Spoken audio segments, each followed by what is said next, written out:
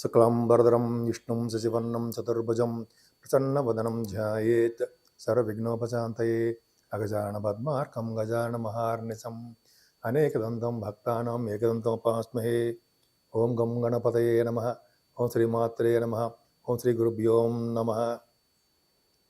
మా ఆది ఆస్థాలను చూస్తున్నటువంటి మీ అందరికీ, అలాగే దేశాల్లో విదేశాల్లో కూడా నివసిస్తూ నన్ను ఎంతగానో ప్రోత్సహిస్తూ నా వీడియోలు చూస్తూ నాకు ఫోన్లు చేస్తున్నటువంటి మీ అందరికీ కూడా పేరు పేరున అందరికీ నా హృదయపూర్వక నమస్కారాలు. ఇప్పుడు మనం జనవరి 1 తారీఖు నుంచి 31 తారీఖు జనవరి వరకు కూడా చెప్పుకుందామండి. దానికంటే ముందర మీరు ప్రతి రెగ్యులర్గా చెప్పినట్టే మీరు మీ జాతకాలు తెలుసుకోవాలనుకుంటే మీ date of birth, time of birth and place of birth కూడా ఉండాలండి. ఉంటే మనం జాతకాలు చెప్పచ్చు. కొన్ని ప్రాబ్లమ్స్ ఉంటాయి, మ్యారేజ్ కానీ, లేకపోతే మ్యాచింగ్, వధువుకి వరుడికి సంబంధించినటువంటి మ్యాచింగ్ అంటాం కదా, అవి చేయడం కానీ, లేకపోతే గృహప్రవేశ ముహూర్తాలు, ఒడుగు ముహూర్తాలు, ఇవన్నీ కూడా మా ఆది ఆస్ట్రాలజీ తరఫున నేనే పెడతానండి. మాకు ఎవరు లేరు, నేనే పెడుతూ ఉంటాను. ఎవరు లేరంటే నేనే ఇవన్నీ జాగ్రత్త చూసి చేస్తుంటాను. మీకు ఏమాత్రం తెలుసుకోవాలనుకున్నా, మీరు ముహూర్తాలు కానీ పెట్టించుకోవాలనుకున్నా, లేదా మీరు మీ జాతకాలు తెలుసుకోవాలనుకున్నా కింద స్క్రోల్ అవుతున్న నెంబర్కి ఫోన్ చేయండి. ఒకవేళ నేను ఇలాగ షూటింగ్స్లో కానీ బిజీగా ఉన్నప్పుడు మీరు వాట్సాప్లో పెట్టండి. వాట్సాప్లో మీకు ఏం కావాలో ప్రాబ్లమ్స్ రాయండి. నేను తప్పకుండా మళ్ళీ మీకు ఫోన్ చేసి మీ పరిష్కార మార్గాలు చెప్తాను. ముఖ్యంగానండి, ఈ సంవత్సరం 2025 జనవరి నుంచి 2025 డిసెంబర్ వరకు కూడా, అంటే ఈ సంవత్సరం మొత్తం కూడా ముందర ముఖ్యంగా మనం జనవరి తెలుసుకుంటున్నాం కాబట్టి మీ అందరికీ కూడా జనవరి ఈ కొత్త సంవత్సరం మీ అందరికీ, అంటే మీరు చూస్తున్న వాళ్ళందరికీ, 12 రాసుల వాళ్ళకి, అలాగే మీరందరికీ పేరున ప్రతి వాళ్ళకి కూడా ఈ సంవత్సరం మొత్తం కూడా చాలా బాగుండాలని, ఆనందంగా, తృప్తిగా, ఐశ్వర్యప్రదంగా మీరు కోరుకున్న కోరికలు నెరవేరాలని, అంటే ఉద్యోగంలో కానీ, వివాహం కానీ, పుత్ర సంతానం కానీ, సంతాన యోగం ఉంటుందా, పుత్ర సంతానం అంటే సంతాన యోగం, ఇలాగా మీకు అన్నీ కూడా కోరిన కోరికలు, మంచి కోరికలు నెరవేరాలని, అలాగే ఈ సంవత్సరం మొత్తం కూడా ఆనందంగా పిల్లా పాపలతోటి, మీ కుటుంబ సభ్యులతోటి ఎప్పుడు కూడా అలా నవ్వుతూ ఉంటారని కూడా ఈ సంవత్సరం మొత్తం కూడా మీకు కలిసి రావాలని నేను మనస్ఫూర్తిగా కోరుకుంటున్నాను. వృశ్చిక రాశి, ఈ వృశ్చిక రాశి వాళ్ళకి గురు దృష్టి మీకు ఉండడం వల్ల సర్వ శుభాలు కలుగుతాయండి. ముఖ్యంగా మీరు మంచి మంచి ఆలోచనలు వస్తుంటాయి, తెలివిగా ఉంటారు, ధైర్యంగా ఉంటారు. 4వ తారీఖు నుంచి ద్వితీయ భావంలో బుధుడు ఉన్నాడు. అంటే ఏంటంటే సప్తమాధిపతి అయిన బుధుడు మీకు అష్టమాధిపతి అయిన బుధుడు మీకు ద్వితీయ భావంలో ఉన్నాడు. అంటే డబ్బులు ఖర్చు పెట్టడంలో మీరు బాగా ఖర్చు పెడుతుంటారు. అలాగే ధనయోగం కూడా కలుగుతుంది. బుధుడు ద్వితీయ భావంలో అంటే ధనయోగం కలగడము, సంగీతంలో బాగా రాణించడము, గాయకులకి బాగా వృద్ధి కలగడము బాగా ఉంటుందండి. ద్వితీయ భావంలో కుటుంబంలో వృద్ధి కలగడము, ముఖ వర్చస్సు బాగా ఉండడము, కంఠధ్వని బాగా ఉండడము జరుగుతుంది. 3వ భావంలో రవితో కలిసిన బుధుడితో అంటే కుజదృష్టి ఉండడం అంటే రవి బుధుడు 3వ భావంలో ఉన్నారు. ధైర్య సాహసాలతో ఉంటారు మీరు. 10th భావాధిపతి అవడం వల్ల, అంటే 10వ ఇంటి వాడు 11వ ఇంటి వాడు కూడా మీకు 3వ భావంలో ఉండడం వల్ల ధనయోగం బాగా కలుగుతుంది. ప్రయాణాలు బాగా చేస్తారు. మీ తోబుట్టువులని తోబుట్టువులనే కాదు, తోబుట్టువుల వలన సహాయ సహకారాలు మీరు పొందుతారు. అద్భుతం. అలాగే మీకు కమ్యూనికేషన్ స్కిల్స్ని బాగా పెంచుకుంటారు. వార్తా సంస్థల్లో పనిచేసే వాళ్ళకి మంచి అభివృద్ధి ఉంటుందండి. వార్తా సంస్థలు ఎందుకు చెప్పాలంటే రవి బుధుడు కాంబినేషన్ ఈజీగా చెప్పేయచ్చు. గురుడు కూడా ఉన్నాడు కాబట్టి వార్తా సంస్థలే. అంటే ఉన్నాడంటే దృష్టి. 4th భావంలో శని అంత మంచివాడు కాదండి. అంటే మీకు జనరల్గా కంఫర్టబుల్నెస్ తక్కువ ఇస్తుంటాడు. అంటే ఎక్కువ కష్టపడిపోతూ ఉంటారు అన్నమాట. ముఖ్యంగా మీ తల్లి గారికి ఆరోగ్య పరిస్థితి కూడా బాగుండదు. చదువు విషయంలో మీరు బాగా వెనకబడిపోవడానికి అవకాశాలు ఉన్నాయి. మీరు ఏ భూములు కానీ, వాహనాలు కానీ, గృహాలు కొనుక్కున్నా లేట్ అయిపోతుంది. కొనుక్కోవడంలో లేట్ అయిపోతుంటుంది. కొనుక్కోవడంలో ఆ డబ్బులు ఎక్కువ ఖర్చు పెట్టి మీరు కనుక్కుంటారు. 7వ స్థానంలో శుక్రుడితో కలిసి రాహు అంటే శుక్రుడితో కలిసి రాహు అంటే పుత్ర సంతానం విషయంలో బాగా డెవలప్ అవుతారు మీరు. శుక్రుడు ఉన్నాడు కదా, ఉచ్చ స్థితిలో ఉన్న శుక్రుడు సంతానం వలన పుత్ర సంతానం యోగం కలగడానికి అవకాశము ఎక్కువగా ఉంది. ఎక్కువగా మీరు యాక్చువల్గా ఒక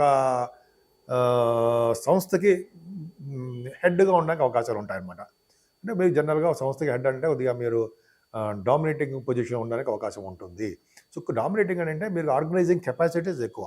సరే పంచభావంలో శుక్రుడు ఉన్న ఎగ్జాల్టేషన్ ఉన్నాడు కాబట్టి సినిమా రంగంలో ఉన్న వాళ్ళకి, కళారంగంలో ఉన్న వాళ్ళకి కూడా సినిమా రంగం అంటే కళారంగం అంటే వాళ్ళకి మంచి అభివృద్ధి ఉంటుందండి. ముఖ్యంగా సంగీతము, సాహిత్యము, నృత్య కళాకారులకి సినిమాటోగ్రఫీ సినిమాలు అంటాం కదా వాటికి అందరికీ కూడా పంచమ స్థానం బాగుండాలండి. ఇక రాజకీయ రంగంలో కూడా పదవులు రావాలంటే పంచమ స్థానంలో రాహు ఉంటేనే రాహు శుక్రుడు కాంబినేషన్ వల్ల వస్తాయి. అందంగా ఉండడము, ఆభరణాలు కొనుక్కోవడము, సంతానం విషయంలో మీకు డెవలప్మెంట్స్ ఉండడం కారణం కూడా అదే. అలాగే మీకు ఈ స్టాక్ మార్కెట్లో మీకు పెట్టుబడి పెట్టడం వల్ల మీకు కొద్దిగా లాభాలు రావడానికి, అంటే నేను చెప్పను స్పెక్యులేషన్ అని చెప్పను, అంటే ఆడమని చెప్పను, కానీ వాళ్ళకి మంచి డెవలప్మెంట్స్ ఉంటాయి. సప్తమ స్థానంలో గురుడు ఉన్నాడు. ముఖ్యంగా ఎనిమీస్ ఉంటారండి. మీకు ఎప్పుడు శత్రు భయం ఉంటుంది, మీ ఆరోగ్యం పట్ల మీరు శ్రద్ధ వహించరు, అందుకని కొద్దిగా అనారోగ్య సమస్యలు మీకు వెంటాడుతూనే ఉంటాయి. శత్రువుల వల్ల మీకు కొద్దిగా ఇబ్బంది కలగడానికి అవకాశం ఉంది. మీ ఎదుగుదలని ఆపడంలో వాళ్ళు సిద్ధహస్తులు. అందుకంటే మీరు ఎదుగుతున్నారు అంటేనే కొద్దిగా అడ్డుపల్ల వేయడానికి అవకాశం ఉంది. ఏదైనా ఎవరిని పట్టించుకోకండి, ధైర్యంగా ముందుకెళ్ళిపోండి. సప్తమ స్థానంలో గురుడు ఏంటంటే మంచి శుభకార్యాలు చేయడము, శుభవార్తలు వినడము, మంచి స్టేటస్లో ఉన్నటువంటి అంటే భార్యాభర్తలు అనురాగం కలగడము, అంటే మనం ఉన్నతమైన కుటుంబం నుంచి భార్య కానీ భర్త కానీ రావడము, వివాహ శుభకార్యాల్లో జరుగుతున్నప్పుడు ఇవన్నీ కూడా బాగున్నాయండి. మీ వ్యాపార విస్తరణ చేసుకోవడము, అలాగే భార్యాభర్తలు అనురాగంగా ఉండడము, ఇవన్నీ కూడా గురుడు సప్తమ స్థానంలో అంటాం కదా జనరల్గా. అలాగే ఈ సప్తమ స్థానాన్ని కళత్ర స్థానము, అదృష్ట స్థానం అంటాం. అదృష్టం వెంటాడుతూ ఉంటుందండి. అంటే మీ భార్యాభర్తల వల్ల అదృష్టం ఉంటుంది. మీ కుజుడు ఎక్కడున్నాడు? భాగ్యంలో ఉన్నాడు. భాగ్యంలో ఉండి రవి బుధులచే చూడబడుతున్నాడు. అంటే భాగ్యం వృద్ధి అవుతుందండి. ముఖ్యంగా రియల్ ఎస్టేట్ రంగం, భూములు, భూ సంపాదన మీకు ఉంటాయి. భూముల వలన సంపాదన, అలాగే మీకు కొంతమందికి రియల్ ఎస్టేట్ రంగంలోనూ బాగా డెవలప్ అవడము, మీకు ఉన్నటువంటి ఫ్లాట్స్ ఉంటాయి జరా అవి అమ్ముడుపోవడము, అలాగా మీరు ఏ బిజినెస్ చేసినా ఆ బిజినెస్లో డెవలప్మెంట్స్ ఉంటాయి. కుజుడు మీకు యాక్చువల్గా అంటే కుజుడు మీకు ఏంటంటే ఎలక్ట్రిసిటీ, ఎలక్ట్రానిక్స్ సంబంధించిన వాడు కదా కుజుడు కూడా, కారకత్వంగా ఉంది కదా, వాటిలో కూడా డెవలప్మెంట్స్ ఉంటాయండి. ఈ సాఫ్ట్వేర్, కొంతమంది ఏమో ఫార్మా రంగం ఉంటాం, ఇవన్నీ కూడా కుజుడు కారకత్వాలు కొన్ని ఉన్నాయి. వాటిలో బాగా డెవలప్ అవుతారు. ముఖ్యంగా ఏ బిజినెస్ చేస్తే ఆ బిజినెస్ డెవలప్మెంట్స్ ఉంటాయి. ఫారిన్ యోగం ఇస్తాడు. భాగ్యంలో కుజుడు విదేశ పర్యటన చేస్తుంటాడు. భాగ్యంలో కుజుడు రాజకీయ రంగంలో ఉన్న వాళ్ళు కూడా కొద్దిగా వాళ్ళ యొక్క డెవలప్మెంట్స్ని ఆపడం, డెవలప్మెంట్స్ ఉంటాయని చేస్తుంటాడు. దశమస్థానానికి శని దృష్టి ఉంది. దశమస్థానానికి శని దృష్టి అంత మంచిది కాదండి. కాబట్టి దశమంలో శని మీకు కొద్దిగా ఇబ్బంది కలిగి దశమస్థానం శని చూడడం, అంటే మీకు చేస్తున్న ఉద్యోగాలు భద్రత లేకపోవడము, ఉద్యోగాలు వచ్చి ఆగిపోతూ ఉండడము, ఇవన్నీ కూడా కొద్దిగా మీకు ఉన్నాయి. కొద్దిగా జాగ్రత్తగా మీరు ఉండండి. మీ ఉద్యోగ భద్రత తక్కువ. ఏదేమైనా మీకు కేతు యొక్క బలం ఉందండి. కుజుడు బలము, కేతు బలం బ్రహ్మాండంగా ఉన్నాయి. 11వ భావానికి కేతు ఉండడము అన్నయ్యలకి బాగుంటుంది, గురుదృష్టి ఉండడము అక్కయ్యలకి బాగుంటుంది. అలాగే కంటిన్యూస్ ఫ్లో ఆఫ్ మనీ ఉంటుంది. మీరు చేస్తున్న వ్యాపారాభివృద్ధి, ఇందాక చెప్పిన వ్యాపారం చెప్పేసి చేస్తారా, రియల్ ఎస్టేట్ రంగం, భూములు, కుజుడు కారకత్వం, కుజుడు సమానుడు కదా కేతువు కుజు సమానుడు. కాబట్టి మీకు గురుదృష్టి ఉంది కాబట్టి ఈ రియల్ ఎస్టేట్ రంగంలో బాగా ధన సంపాదిస్తారు. అలాగే సాఫ్ట్వేర్ రంగంలో కూడా మీకు మంచి ఉద్యోగాలు డెవలప్మెంట్స్, ఆదాయం బాగుంటుందండి, ప్రమోషన్స్ కూడా వస్తుంటాయి.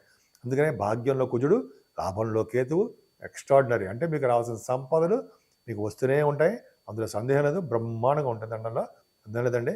సో మీకు అంటే బాగా ఫైనాన్షియల్గా స్టేటస్ పెరుగుతుంది. అంతేకాకుండా మీరు ముఖ్యంగా పూజించవలసిన దేవుడు ఎవరయ్యా అంటే అమ్మవారిని పూజించడం వల్ల సర్వశుభాలు కలుగుతాయి అనడంలో ఏమాత్రం సందేహం లేదు.